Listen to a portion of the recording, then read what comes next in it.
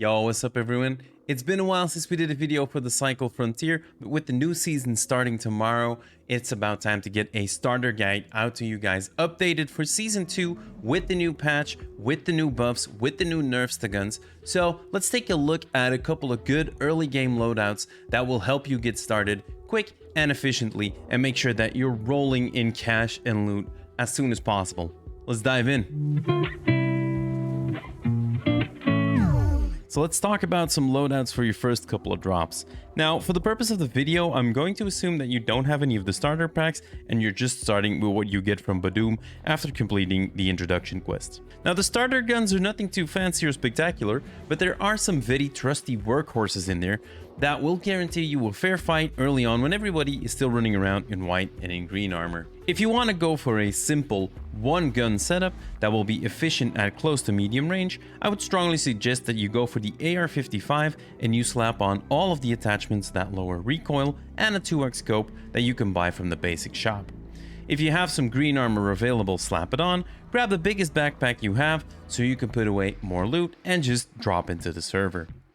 If you don't have any green armor, just buy some white armor from the basic shop to get started early on. Now, as a side note for armor, now that all of the armors have the same armor value, I would strongly recommend always using the tactical variants, as more stamina means more movement, which is just simply always good. Sure, it might be a little bit more expensive to craft or to buy, but I promise you the stamina will make up for that in the long run. Now, one tip I'm going to give you for your early game is whenever you kill a rattler and it drops a rattler skin, pick it up.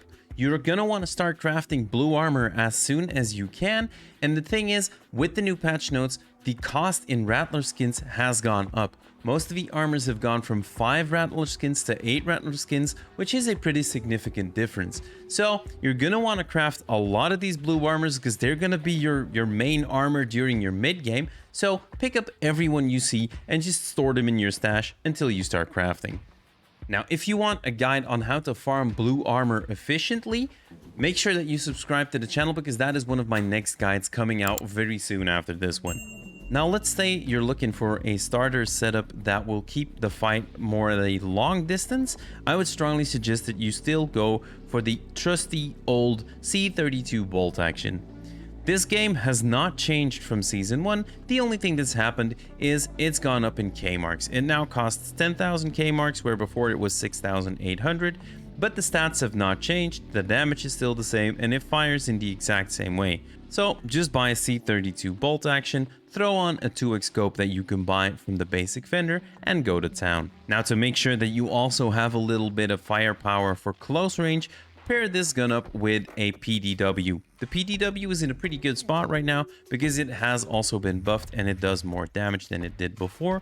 But as soon as you unlock the Scrapper from Korolev, I would swap out the PDW for that one. The Scrapper from Korolev has been buffed several times now, and with this last buff bringing it from 10 to 11 damage, that is probably the push that will put this gun from being mediocre to actually doing pretty great, especially early on against, like, I want to say things like green armor, etc, etc.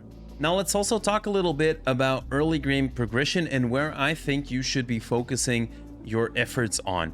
Early on, trust me, you want to push the Osiris faction as fast as you can. There's two reasons for that, and the first reason for that is when you start pushing into the Osiris campaign, you'll get to a point where you'll get a quest that will eventually unlock green stims to be bought from the Osiris vendor. This is a great thing because the green stims are really good, and it is so much better to be able to just buy them from the vendor than having to craft them as well, because your printer will constantly be running trying to pump out bags, armor, etc, etc. The second reason here is that the Manticore, that was already one of my favorite guns from the Osiris faction, has actually gotten buffed in Season 2. It has received an increase in projectile speed, which is going to make it easier to hit your shots with the Manticore, and it is very affordable and very cheap and very easy to kit out and actually turn into a workhorse of a gun. The Manticore for me during Season 1 was already one of my mainstay weapons, and it's only just gotten stronger, so yay for that. Now, another great reason to push the Osiris faction is that later on you will unlock the Gorgon, another gun that has been buffed with 4 more shots per burst and lowered vertical recoil. I personally don't understand why this gun needed a buff, as it was already very strong in Season 1, with the only thing being that the Gorgon requires a little bit more skill to use than some other guns, but hey, who's complaining?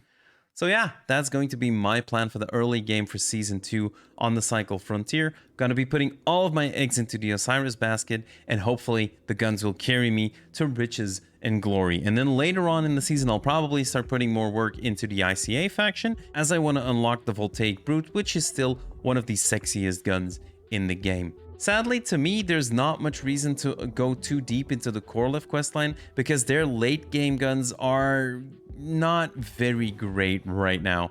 The KBR is kind of outshone by the simple C32 bolt action. The hammer is a very fun gun, but not very reliable and really reliant on your own player skill. And then of course the core it's a beast, but it's a very expensive beast. So you better not make any mistakes when you're using that. Now, that is going to be it for this guide, guys. Happy hunting on Fortuna 3, and I hope to see all of you back for Season 2 on the Cycle Frontier. See you guys in the next one. Bye-bye.